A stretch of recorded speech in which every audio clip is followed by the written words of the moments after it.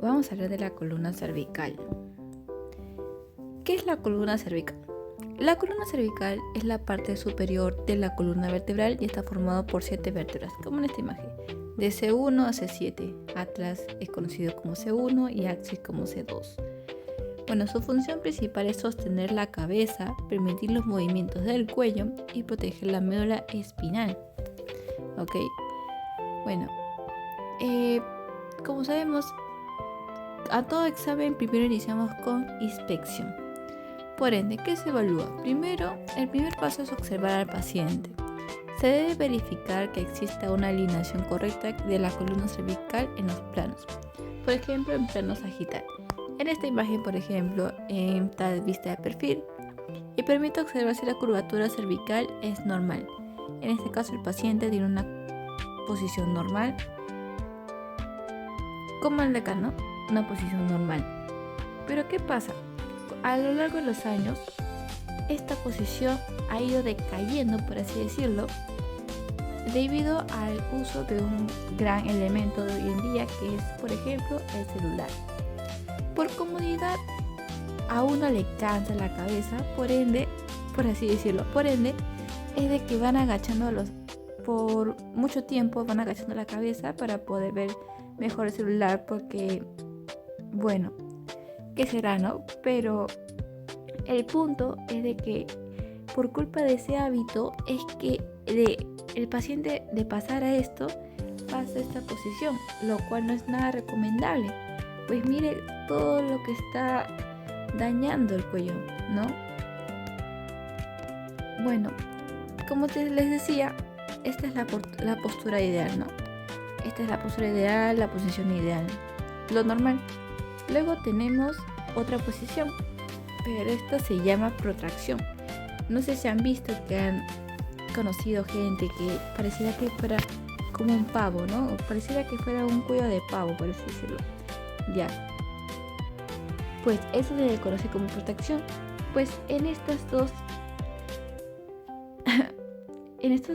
tenemos la extensión. En esta zona del cuello, en la parte más arriba, se le llama extensión cuando hace ese movimiento con el cuello. Luego tenemos la retracción, que pareciera que no tuviera mandíbula, pero eso significa que esta zona de acá está haciendo flexión. O sea, pareciera que la cabeza, en vez de estar en una posición normal, estuviera retrocediendo más de lo normal, ¿no? Por eso pareciera que estuviera esta imagen como que no tuviera mandíbula, como que obligatoriamente tiene que tener la cabeza bien atrás, ¿no? La cual no es normal. Luego de eso de inspección pasamos a palpación. ¿De qué trata? Consiste en tocar determinadas estructuras para identificar dolor o alteración. Por ejemplo, tenemos la apófisis espinosa. Son las prominencias óseas que se sienten en la línea media posterior del cuello. Esta zona de acá, justo donde dice apófisis espinosa. Luego tenemos los puntos suboccipitales, ubicados debajo del hueso occipital. También tenemos los músculos trapecios, es en donde se evalúa si existe tensión o dolor muscular. Como vemos, el trapecio se divide en 3: trapecio superior, trapecio medio y trapecio inferior. Ahora tenemos la exploración de la movilidad cervical. Son movimientos muy normales, eso de ahí lo vemos en educación física, por ejemplo. El mover hacia adelante, donde el mentón choca con el pecho, se le llama flexión, y cuando la cabeza va para atrás se le llama extensión. Luego tenemos a la persona mirando de derecha a izquierda, ya eso se llama rotación. Gira la cabeza hacia la derecha e izquierda, y es importante porque permite detectar limitaciones producidas por contracturas, artrosis cervical y procesos inflamatorios.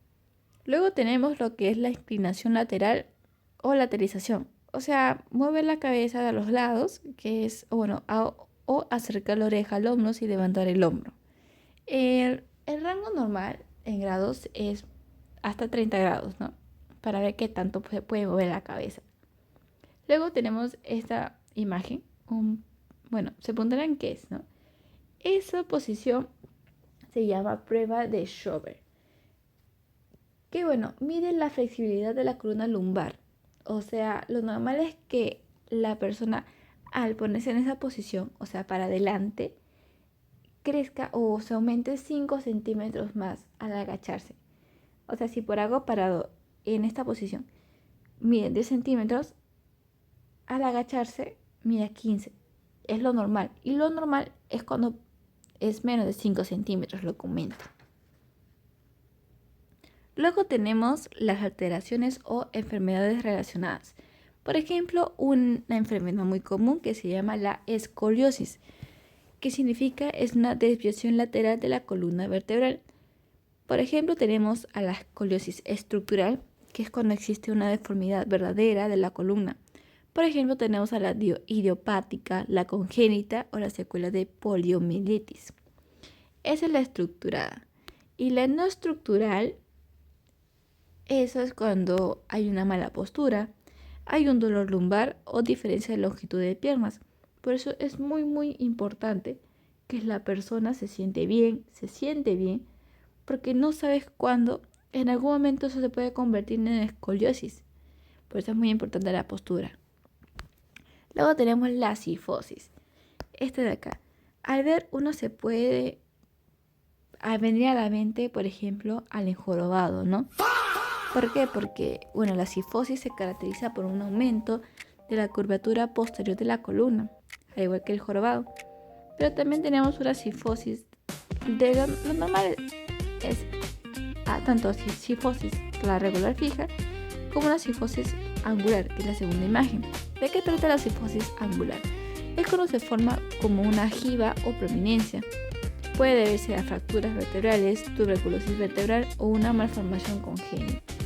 Por último tenemos a la lordosis. Es como esa posición de pato, ¿no? Como que la parte de arriba está demasiado adelantada o la parte de abajo demasiado atrás. Ya, ¿a qué se debe eso? Eso es porque hay como un hueco en la zona lumbar. Y más que nada se da en mujeres. Por eso hay una técnica, por así decirlo, para ver qué tan grave es su lordosis del paciente.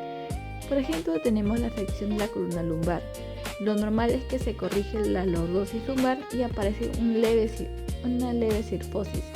O sea que cuando se agache, en la zona lumbar donde hay como un hueco, de acá se haga como un puentecito. Pero si no se pronuncia, entonces es porque está demasiado mal, es algo anormal. Y por último tenemos la maniobra de Laslie. La primera maniobra, o sea, el de la primera imagen, consiste en que el paciente debe estar boca arriba y la pierna extendida sin flexionar la rodilla. ¿Para qué sirve esta maniobra? Sirve para detectar irritación o comprensión de las raíces nerviosas del nervio ciático, generalmente por una hernia discal. Ahora, lo normal es que la pierna al subirse hasta 90 grados no haya ningún dolor. Lo levanta con normalidad, pero el resultado positivo, o sea el patológico, es cuando aparece un dolor que se irradia por la parte posterior de la pierna entre 30 y 70 grados de elevación, lo que puede sugerir una irritación del nervio ciático o una hernia discal lumbar. Luego tenemos la maniobra del láser posterior, que es la segunda imagen. Acá evalúa la tensión de las raíces nerviosas lumbares, pero desde una posición diferente. O sea, en este caso el paciente ya no está boca arriba, sino está boca abajo. ¿Cómo se realiza? Se solicita al paciente flexionar el tronco hacia adelante. Si existe irritación radicular, puede aparecer dolor irradiado en el trayecto del nervio ciático.